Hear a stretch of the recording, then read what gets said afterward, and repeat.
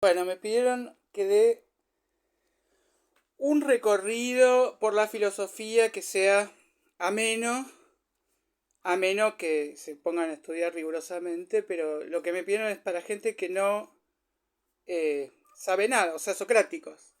Bueno, justamente Sócrates es una bisagra, se dice ahora bisagra para todo. Es increíble. Los tipos más sutiles, por ejemplo, hablan de caja de herramientas, todas cosas de fierro. Bueno, ese es un momento bisagra. Sócrates justamente se habla de los presocráticos.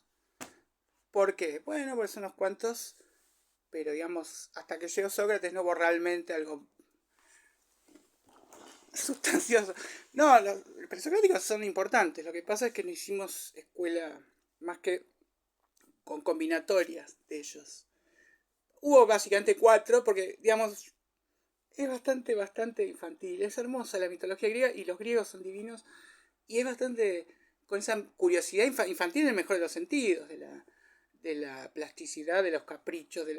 Eh, bueno, las teorías así iniciales se llaman realismo ingenuo, porque lo primero que, digamos, tiende a pensar, siempre hay como un pequeño paralelismo entre la evolución mental de un niño y la evolución mental de la humanidad. Un paralelismo no riguroso, porque está ese mito de Van Heckel de que como es la filogenia replica la ontogenia. Bueno, no es así.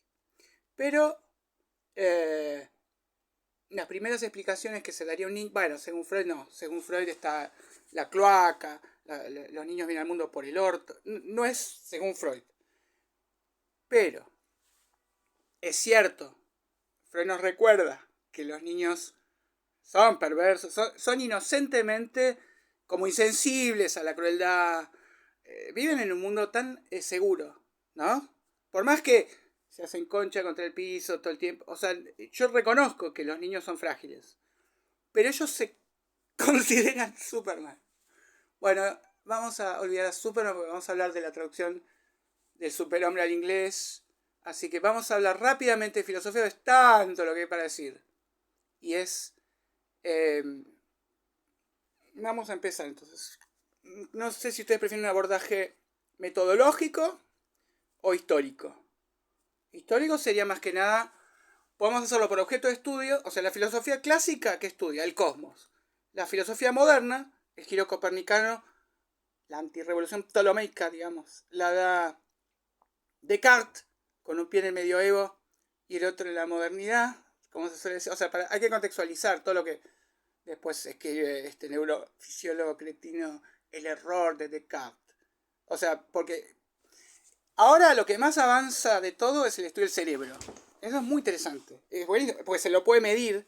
Se puede medir a dónde van los neuroreceptores, que vos podés curarte de un trauma haciéndote otro, poniéndote hielo, ducha fría. Entonces toda la energía va ahí, la electricidad del cuerpo, y ya no te angustias por mi ley. ¿Qué descubrió? Me confundo siempre Antonio Damasio con Damasio Alonso. Escribió un libro llamado El error de Descartes, que dice que no hay que separar a la razón de la emoción, porque, o sea, el dualismo, el famoso dualismo, el cuerpo del alma separa, digamos, Descartes. Ahora lo vamos a explicar rápidamente, porque realmente no es difícil explicar Descartes.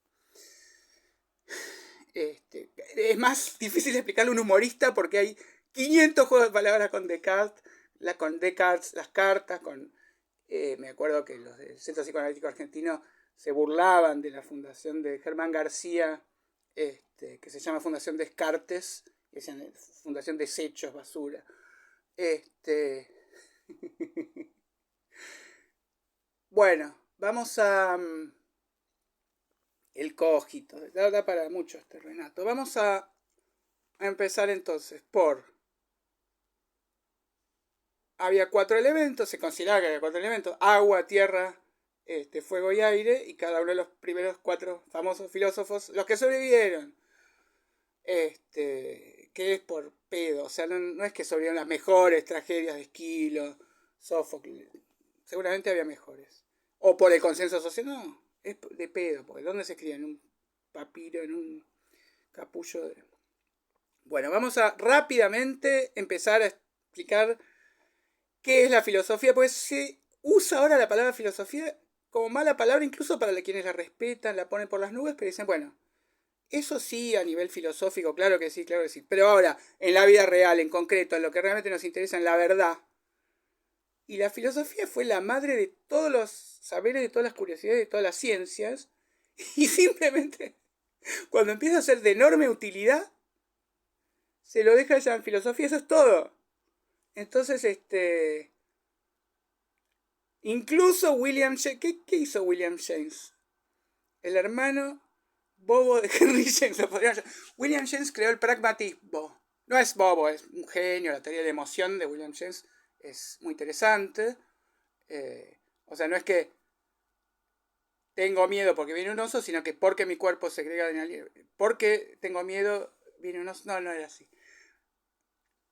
Ahora vamos a explicar. William James lo podemos dejar un poquito para el final, porque por más que seamos pro-yankees, no hay tantos genios filosóficos norteamericanos.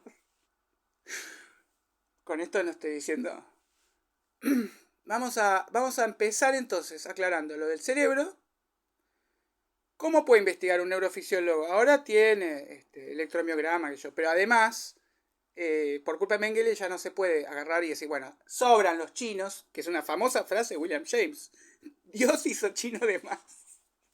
Después la voy a buscar porque ahora quería recordar por qué no quiero enseñar a William James y por qué me parece no tan brillante William James. Dios hizo chinos de más. Bueno, supongamos que agarramos y decimos, bueno, hay demasiados chinos. Un chino menos no pasa nada. Agarramos un chino, le partimos bien el cerebro, le miramos detallecitos, vemos cómo funciona, practicamos una incisión sana, qué sé yo, pero lo vemos cómo se le mueve, qué zona del cerebro se ilumina cuando decimos la palabra que le gustan a los chinos. Caramelo. Bueno, nada de eso nos permite hacer ya nadie, porque, claro, tuvimos una oportunidad y la arruinamos. Por estos nazis de mierda. Yo condeno el nazismo. Está bien, estuvo muy mal gasear disidentes políticos y gitanos y judíos, ¿no? La canción esta de Panam que le enseña el holocausto a los niños. Estoy en el horno porque soy gitano. Por supuesto, está muy mal. Pero además nos arruinó a los del Choricet la posibilidad de experimentar con seres humanos, manipular el cerebro. Ahora hay que hacer todo con mucha delicadeza, respetando amablemente, civilizadamente a cada pedazo de idiota. Pero si sufre un accidente, es como cuando se retira la mano del cirujano. ¡Wow! En el Chaco atropellaron a un tipo, tenemos pulmón. Bueno, para un trasplante, ¿no? Porque no hay donantes espontáneos. Russell Gale era un obrero de la construcción inglesa que un caño le atraviesa la cabeza, ¿no? Todo, la amígdala se llama. La amígdala es la parte como de la, digamos, avellana, de la avellana, es una parte del cerebro. Hay muchas partes del cuerpo que se llaman amígdala porque tienen forma de avellana, pero esta es la amígdala del cerebro responsable de las emociones. Una vez que tuvo una lesión ahí, también empezó a tomar decisiones irracionales. Entonces él dice, bueno, la emoción y la razón están muy unidas y no se puede. Bueno, una cosa muy injusta, porque el pobre Descartes jamás diría lo contrario y ya no se puede defender, está muerto, es como Freud contra Lacan. Y entonces, ¿qué dice? Descartes. Estábamos con Descartes. ¿Con quién? Son muy desordenados ustedes. Bueno, la filosofía es así. Un misil tierra-aire. No, aire-tierra. Bueno, Tales de Milet. Demócrito dice que todo es agua.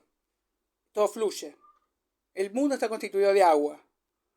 Luego Bertrand Russell, hablando de extemporáneamente, anacrónicamente, valorar las cosas desde parámetros de otra época, era un genio. Ahora vemos que todo es prácticamente lo que más hay en la atmósfera es nitrógeno, es hidrógeno. Así que qué intuición que tuvo. Bueno, yo tengo una sobrina que dijo que Argentina iba a ser campeón. Después de que perdió con Arabia. Y no es que intuición que tuvo. Estaba mal razonar eso. A la luz de los hechos después, pero no dejaba de ser un idiota. Bueno, continuemos. Tales filósofos fueron brillantes en su momento. Tales de Mileto fue más que nada brillante porque estoqueó aceite de oliva antes de la crisis. Fue el primer broker de bolsa. Bueno, y hablando de bolsa, de rompibolsa, Sócrates se considera la partera. También el tábano que molesta a los caballos. Bueno, no es que era un tábano que ayudaba a parir. En fin, esta clase va a ser un parto. Cortando clavos. ¿Más aburrido que chuparlos? ¿Por qué dicen eso? ¿Quién chupa clavos? ¿Quién tuvo la experiencia de chupar clavos para decir que es aburrido? Bueno, vamos a entonces ceñirnos estrictamente. ¿Qué hicieron los presocráticos? Distintas teorías sobre cómo era el mundo. Luego vino Sócrates, que hablaba con los muchachitos, porque le explicaron que él era el hombre más sabio del mundo. Y él dijo, si yo no sé una mierda, pero sabés que no sabes una mierda, los demás creen que saben. Sí, eso es verdad. Bueno, les voy a mostrar a los demás que la infinitud de su ignorancia y que tengan entonces la ignorancia sabia de saberse ignorantes. Entonces, bueno, eso lo recoge Platón en sus diálogos, ¿no? Luego, bueno, Platón no vamos a poder explicarlo en una sola clase. Vamos a explicar toda la filosofía occidental en una clase, pero no Platón solo. ¿No? Es como coger es un sentido en sí mismo. La vida no tiene sentido en sí mismo. O sea, dentro de lo que no tiene sentido hay un sentido. Bueno. Entonces, principalmente lo que le interesaba a la filosofía griega clásica era establecer las distintas ramas del saber. Entonces, bueno, ¿cómo conocemos? Es una de las primeras preguntas, ¿no? Y ellos están convencidísimos de que conocemos. Esto sí es ya cartesiano, ya es, digamos, es machista, es clasista, es antiespecista, y es decir, a través de la razón. Es decir, no a través de los sentidos, como un esclavo, como un animal, como una mujer. Realmente podemos solamente entender el mundo desde el ideal de la vida contemplativa, observando, pero razonando, no palpando, midiendo, que eso está lleno de ilusiones ópticas. El mismo argumento que da Descartes. Descartes era racionalista. El último, ¿no? Después votaron a Milei. Para la mierda ya no hubo racionalidad. ¿Qué es el racionalismo? Bueno, el racionalismo, opuesto al empirismo, es considerar que conocemos a través de la mente y no de los sentidos. Esto hizo que Aristóteles acompañara a Alejandro Magno a una de sus campañas, viera a los soldados morir a sus pies y razonara que la sangre es más fría en la cabeza que en el resto del cuerpo. Porque por deducciones estúpidas se llegaba a saberes, bueno, explicaciones que tenían, aunque sea estilísticamente, algo bonito, algo ordenado. Entonces termina siendo el entramado posmoderno de que la verdad es un efecto retórico.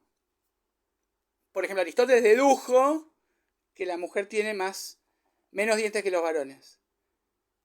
Jamás, digamos, podríamos pensar en un ejemplo más sencillo. O sea, no, ahora podemos conocer aspectos del cerebro con nuestras complicadas máquinas, pero ahí había que decirle a la esposa, abrí la boca, que te cuente los dientes, y decir, no, me equivoqué, tenemos la misma cantidad. Hacer que el problemita que tiene el racionalismo es que esto de no rebajarse a los meros hechos les hacía llegar a conclusiones completamente estúpidas. Y ese error duró unos añitos, unos 2000 añitos. O sea, vino luego de los griegos. Bueno, los romanos, los estoicos, hay muchas escuelas. Ahora los estoicos fueron muy rescatados por la escuela psicológica cognitiva. Así que Marco Aurelio, Séneca, la idea de una aceptación radical. Bueno, los radicales aceptan todo, les meten. Vamos a hablar menos de política que menos menos habla de política a Dios y más da clase de filosofía. Entonces, tenemos de Platón, bueno, como dije, no voy a decir nada de Platón porque tendríamos que hablar cada una de las cositas. Pero básicamente Platón dice que hay dos mundos y que nosotros vivimos en un mundo falso, queremos que es el verdadero, no salimos de la Matrix y entonces no debería preocuparnos nada demasiado de este mundo, porque igual está el otro. Y ahora en los libros de autoayuda te dicen, Platón dijo no hay que preocuparse nada por los problemas de este mundo. Pero ya no creemos en el otro. Bueno, así de truchos son. Bueno, Sócrates, que hacen un juicio, también podemos hablar de eso, que es muy admirable, un gallo para Esculapio.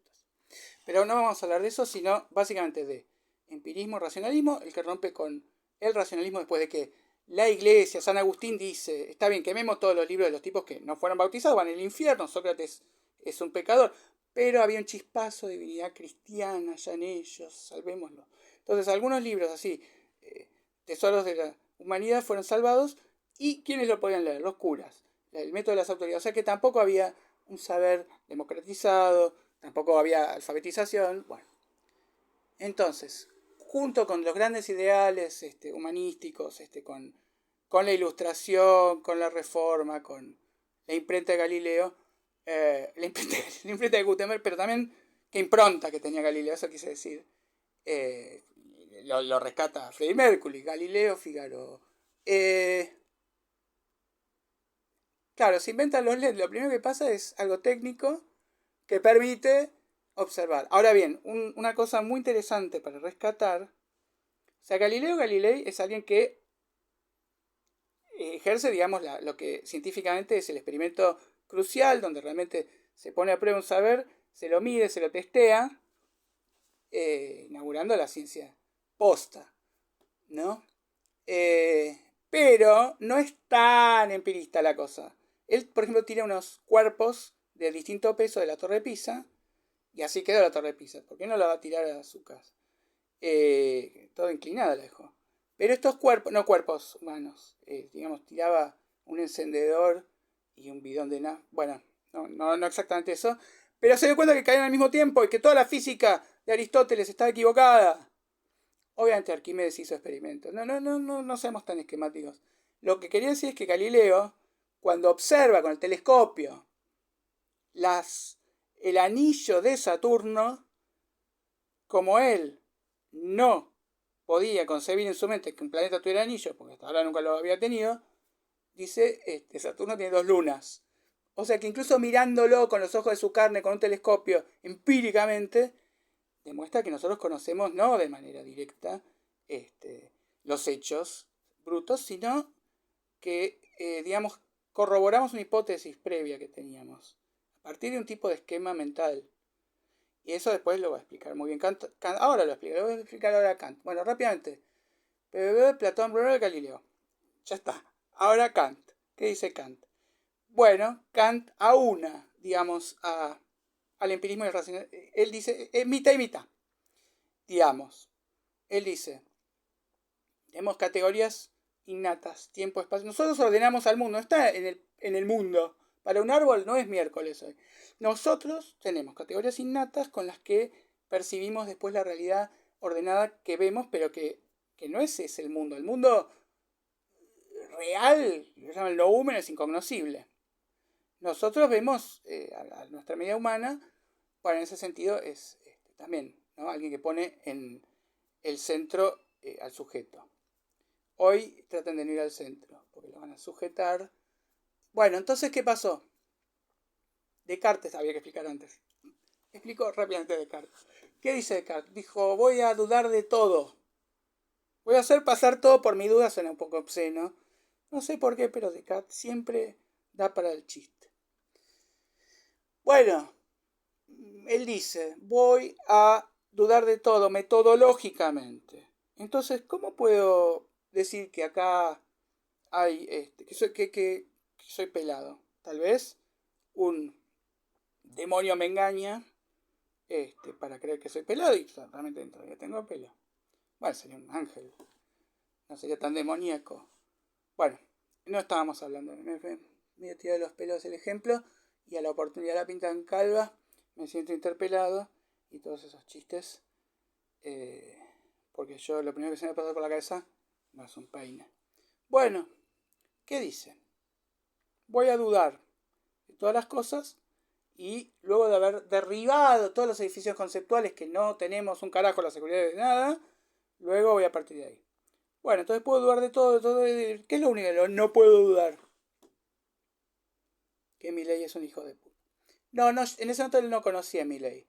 Entonces, ¿qué dice Descartes? Lo único que no puedo dudar es que estoy dudando. O sea, yo estoy dudando, digamos, no sé si estoy en Australia o en Austria, pero sé que yo estoy dudando. Bueno, entonces, como yo estoy pensando, eso significa que yo existo. Y como yo existo, bueno, existe Dios. Ya ahí viene el argumento ontológico, que Borges se burla, lo llama el argumento ornitológico. Es muy divertido Borges y su incursión en la filosofía. Después dice que no le gusta el juego de palabras. El argumento de San Anselmo dice que yo soy un ser pelado, finito, mortal, digamos, cuando lo importante no es que sea larga, sino que sea ancha, todo eso. Entonces Dios me la puso. ¿Cómo era? La tengo adentro. Yo tengo la idea de un ser divino, no pude haber llegado a ella por mis propios medios porque soy un imbécil. Entonces quiere decir que Dios existe porque yo tengo en mi cabeza la idea de Dios y esa idea no puedo haber pensado yo por mí mismo. Entonces creo que ya intuitivamente se dan cuenta de que no es un argumento muy convincente. Más bien tenemos la necesidad psicológica de Dios porque somos tan frágiles y vulnerables. Bueno, Hume se hace una panzada, se hace un picnic, dice que tampoco existe el minotauro, pero puedo agarrar y copy-pastear un toro y un hombre y mezclarlo, y bueno, puedo conocer a una persona un poquito buena, exagerar al infinito la bondad, o sea que puedo imaginar que existe Dios aunque no exista.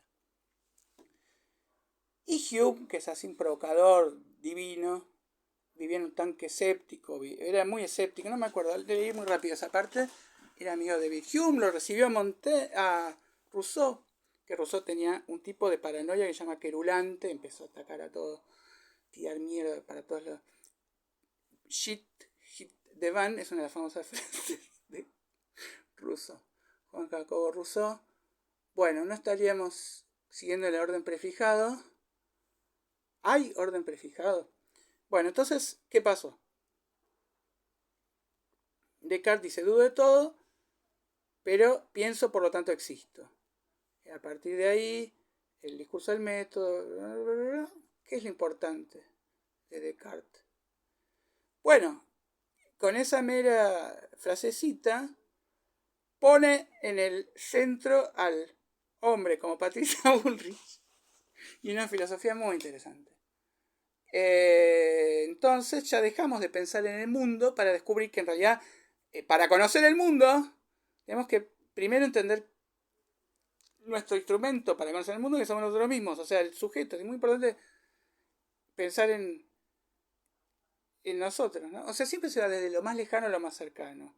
Primero vino el descubrimiento de que la Tierra gira alrededor del Sol, después vino el descubrimiento de que descendemos del mono, después, qué sé yo, que, bueno, no vamos a decir que Freud está a la par a nivel científico de ellos dos, pero después vinieron, lo último que se está, ¿qué es lo que la ciencia ahora descubre? El cerebro, lo más difícil de conocer del universo. Bueno, entonces Descartes, lo importante es que dice que tenemos cuerpo y tenemos alma y que la glándula pineal se unen. Bueno, en ese momento no se sabía. Se pregunta cuánto pesa el alma, en fin. No son las preguntas que nos hacemos ahora, pero ha cambiado mucho lo que se pregunta la filosofía. En la época medieval era si un ángel puede posarse en un alfiler, de ahí viene la famosa pregunta. Se dice la discusión bizantina, porque en Constantinopla, en Bizancio, se discutían esas cosas que ahora nadie discutiría, ¿no? Dios es uno o trino. Bueno, voy al supermercado, trino por los precios, ¿qué me importa? Que la inflación le volvió 3. Bueno, entonces, tanto Descartes como Kant, para trazar un pequeño puente y no irnos mucho por las ramas, dicen primero que dudan de todo, critican todo y después erigen de vuelta a Dios, ¿no? La elección de Dios, vamos a ver la cara a Dios con esta elección. Bueno, ¿qué pasó entonces? Llegamos a través de link a Hume, Kant. Kant dice que tenemos por un lado los hechos y por otro nuestro filtro, digamos, mental, y esa combinación, esa combineta nos da el conocimiento. Entonces, dice, Hume me despertó de mi sueño dogmático, porque él si no hubiera sido puramente racionalista, pero es el idealismo trascendental. Idealismo quiere decir que el mundo es un fenómeno cerebral mío y no está ahí afuera. Bueno, estoy salteando un poquito algunos detallecitos, pero me pidieron que sea muy veloz y llevamos 26 minutos. Pero ya despachamos a Platón, ya despachamos a Descartes, a Kant. ¿Y quién es entonces una palabra importantísima? Bueno, Kant es quien digamos, exalta la filosofía iluminista, la ilustración, trata de pensar por ti mismo, sapere aude. Así que Kant es muy importante. Después, bueno, fue atacado por este provocador Michel Onfray, que quiere rescatar a Nietzsche, de que no digan que Nietzsche es nazi, porque esa fue la concha de su hermana. Es verdad, Elizabeth Nietzsche mutiló la obra de Federico Nietzsche cuando él ya estaba loco, enfermo de parálisis gradual progresiva, se dice, por culpa de la sífilis, el reblandece el cerebro, y Chester dice ya lo tenía reblandecido antes, pero no es parálisis gradual progresista, es progresiva. Lo otro sí, es bueno, el walk, todo lo que es la corrección política, eso sí es el cerebro reblandecido progresista. Bueno, ¿está bien, chiques? Entonces, ¿qué es lo que rápidamente? ¿Qué más hay que decir? Kant, después, ¿quién vino? Hegel, no vamos a explicar a Hegel. No hay mucho tiempo. Porque no es, digamos, sí es importantísimo Hegel. Bueno, Hegel, a diferencia de Aristóteles, cree que la lógica, el movimiento del espíritu se da espiraladamente en tríadas. Bueno, Hegel en 3 segundos. La dialéctica, tesis, antítesis, síntesis. Por ejemplo, el mismo día nacieron Borges y Olmedo, y después, en síntesis, Olmedo hace el personaje de Álvarez y Borges. Eso es Hegel. ¿Ya entendieron a Hegel? No se puede dar una clase así. Bueno, está bien, digamos, Hegel es un determinista histórico que cree absolutamente que la razón, bueno, que la razón, lo real es racional, cree que hay un sentido, o sea, no cree en Dios, pero erige a la razón, como que siempre termina imponiéndose lo racional, como el bien siempre triunfa, todas las cosas pasan por algo inteligente. No vamos a, si nos adentramos ahora con esto, pero bueno, para explicar a Marx, pero ¿por qué vamos a explicar a Marx? Nos van a meter balas de goma.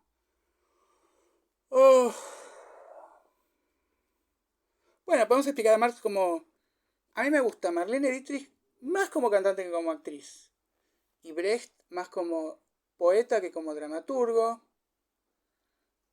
y Marx, que habla de las relaciones cambiantes, dinámicas de las clases sociales, eso aplicado a la física entre los protones y electrones, me gusta más Marx como físico cuántico. Yo lo estoy explicando como físico cuántico, señora Patricia Bullrich, no me dispare. Bueno, también como ajedrecista se lo podría explicar. Inventó una jugada de ajedrez contra Liebknecht muy interesante. Y muy típica de Marx, de ir al ataque con todo. Bueno, mucha estrategia y poca táctica. Bueno, así no fue. No estábamos entonces ni hablando de Marx, ni comunismo, ni de ajedrez, sino de el siguiente filósofo rápidamente explicado, que es Hegel, Marx, Schopenhauer, no. Nietzsche. Wow. No se puede, en 30 minutos. ¿No? ¿Qué podríamos decir en 30? Bueno, Schopenhauer tiene como filósofo el mérito de ser el primero en ponerle el cuerpo al hecho de nuestra corporeidad decidiendo nuestra cognición, ¿no? En Freud eso ya es, directamente inventa esta glándula, se llama el inconsciente, que habla, pero en Schopenhauer juega un papel enorme el cuerpo, y eso Nietzsche también lo lleva mucho más allá, o sea, ya niega la racionalidad, niega la moral, y en ese sentido es muy... Claro, para explicar a Foucault hay que explicar a Nietzsche. Porque Foucault es prácticamente un cartonero de Nietzsche. Hasta digamos, hasta los títulos. ¿No? La génesis, genealogía de la moral. El tipo va y pone, ¿qué pone? Filatología. Foucault no existiría si no fuera por Nietzsche. Pero bueno, la crítica al poder, los mecanismos de concentracionarios, los hospicios para internados psiquiátricos. Estrictamente hablando de filosofía, para no desviarnos, ¿qué más podemos decir? Algo interesante que el TikToker admire. El solipsismo, la creencia del solus ipse, que yo solo existo en este mundo, como Descartes podría haber llegado a la conclusión. ¿Cómo se puede refutar la teoría de que soy el único habitante del planeta y lo estoy soñando todo? No se puede refutar, pero ningún filósofo se calentó en refutarlo. Una alumna de Bertrand Russell le manda una carta diciéndole: creo que es la filosofía verdadera el solipsismo. No entiendo por qué los demás no creen también el solipsismo. Y Bertrand Russell le contesta: sí, mire, yo creo que sí, pero bueno, esta es la opinión de un solo hombre. A ver. Rápidamente, porque sí, después... Bueno, tenemos que explicar ahora la posmodernidad. Apretar el posmo. ¿Qué es lo que entonces tenemos en la posmodernidad? Fíjense qué falta de inventiva publicitaria tienen los filósofos, que a un periodo lo llaman presocrático. O sea, no tiene nombre por sí mismo, sino que son anteriores a Sócrates. Y posmodernidad no tiene nombre por sí mismo, solo vino después de la modernidad. Es el giro lingüístico, o sea, el mundo era lo que le interesaba a los primeros filósofos clásicos, el sujeto a los modernos y el lenguaje a los posmodernos. Eso está en Heidegger, está en Nietzsche y actualmente, bueno, Lyotard, Derrida, todos los pensamientos están entramados. Bueno, Rorty lleva esto incluso al ironismo máximo, pero ya son las... ¿Qué cosa, no? Al final, esto no fue ni paso de los toros, ni whisky, ni chicha, ni limonada. Pero bueno, vamos a redondear este apasionante camino por la filosofía. Y vamos a terminar recordándoles que este es el mejor de los mundos posibles. ¿Por qué? Porque si sucede, conviene. Resulta que estaba muy triste la princesa, que tendrá la princesa, ya no ríe su boca de fresa, y llama a Godofredo Leibniz y dice: ¿por qué no me da una consolación filosófica? No en el sentido de Lelutier, de ya no llegan al Erasmo y hacer la epistemología. Y dice: ¿por qué? Y porque usted es el hombre más inteligente del mundo, yo me encuentro sentido a la vida y yo no veo... ¿Por qué existe el mal? Entonces, bueno, el tipo se mata inventando metáforas muy tranquilizadoras. Dice: si hubiera una biblioteca en la que está solo la Divina Comedia, suponiendo que es el mejor libro del mundo, y otra biblioteca que tiene la Divina Comedia y los libros de Rolón también, ¿no es mejor la segunda? Aunque solo sea para ver que la Divina Comedia es buena, porque si no, ¿con qué lo comparamos? Bueno, ahí ya está haciendo una pequeña triquiñuela, un malabar medio tramposo, confundiendo lo que sería la variedad con el bien, porque no es el bien la variedad. Pero bueno, el mal existe para contrastar, para que es como los trazos negros en una pintura que marcan el contorno. Entonces, bueno. Dios hizo muchos mundos y vio que este era el mejor. Y a los demás entonces los deshizo. En otro mundo yo tenía pelo, pero no funcionaba ese mundo.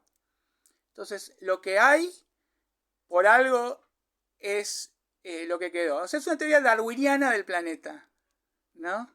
Los demás planetas se extinguieron. Y quedó esto. Y esto es bueno por sí mismo, porque existe. Así que ese es el gran consuelo filosófico que en realidad nos sirve, ¿no? Descartes también fue convocado por la princesa de Suecia, Cristina. Venía a consolarme filosóficamente. Murió resfriado. Ahí, pobre Descartes. Me da una pena. Me parte el alma. Porque está el alma y el cuerpo, claro. Bueno, chicos, chiques. Había formas peores de terminar. Con Wittgenstein. Agradezcan que no terminé con Wittgenstein, con Kierkegaard. Pero no en la vida. Bueno, es utilísima la filosofía. William James. Bueno, hay que explicar el pragmatismo de William James. La utilidad. El concepto de verdad tradicional es que tenga correspondencia con la realidad. La aletheia lo desoculta en Aristóteles. Y él quiere revolucionar el concepto de verdad en la filosofía y dice que la verdad es lo útil. Bueno, no, es una explicación larga que igual es inútil, realmente, porque no ha sido recogido el guante por los filósofos. Además, digamos, ¿cómo sabemos que algo es útil? Por ejemplo, el bambú carbonatado. Yo diría que es inútil, la humanidad considera que es inútil, hasta que Edison necesitaba un filamento para la bombita eléctrica y descubrió que es el único útil. Entonces, dejate de joder con eso, que la verdad es lo útil. Bueno, espero que esta clase les haya hecho aprender mucho la lamparita.